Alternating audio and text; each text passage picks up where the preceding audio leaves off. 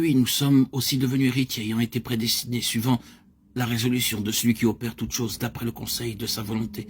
Éphésiens 1:11. Quelle merveilleuse déclaration. Ces paroles ont alimenté tant de controverses. Ils nous voyaient, ils nous possédaient.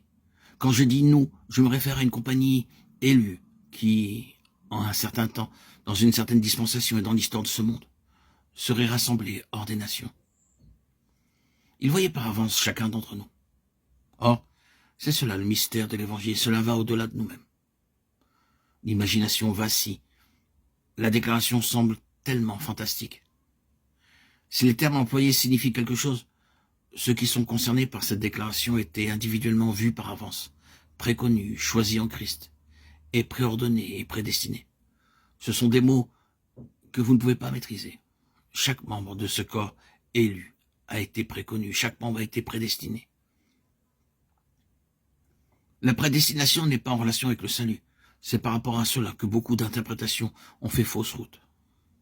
La prédestination est en relation avec un dessein spécifique et non pas avec le salut.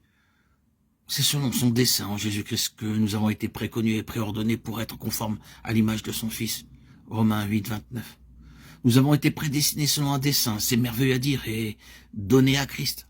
C'est comme si, avant la création, le Père, qui possédait son tout dans le Fils, nous avait ramenés pour nous redonner au Fils, car nous étions déjà à lui. Est-ce que cela semble extravagant? C'est ce que nous avons dans les Écritures. Avez-vous lu le 17e chapitre de Jean? Quelle est la chose qui est récurrente dans ce chapitre? Souvent nous lisons ce que tu m'as donné, et dans un autre passage il dit tout ce que le Père me donne viendront à moi. Jean 6:37. C'est immense dans son implication. Ce sont les conseils éternels, c'est le mystère de l'Évangile.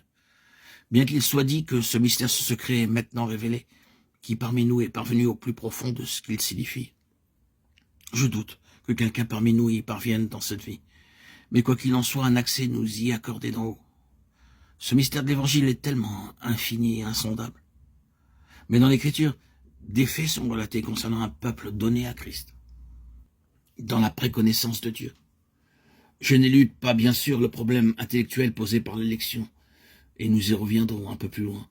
Mais considérons quelques aspects de ce mystère dans un premier temps. Le mystère caché de tout temps et dans tous les âges, mais révélé maintenant à ses saints. Colossiens 1:26. La première chose au sujet de ce mystère, la merveille de l'Évangile, le secret de Dieu, qui était caché dans les âges passés, c'est qu'il est maintenant connu, proclamé. Cela surprend notre imagination, mais c'est ainsi. Et nous ne pouvons que le mentionner.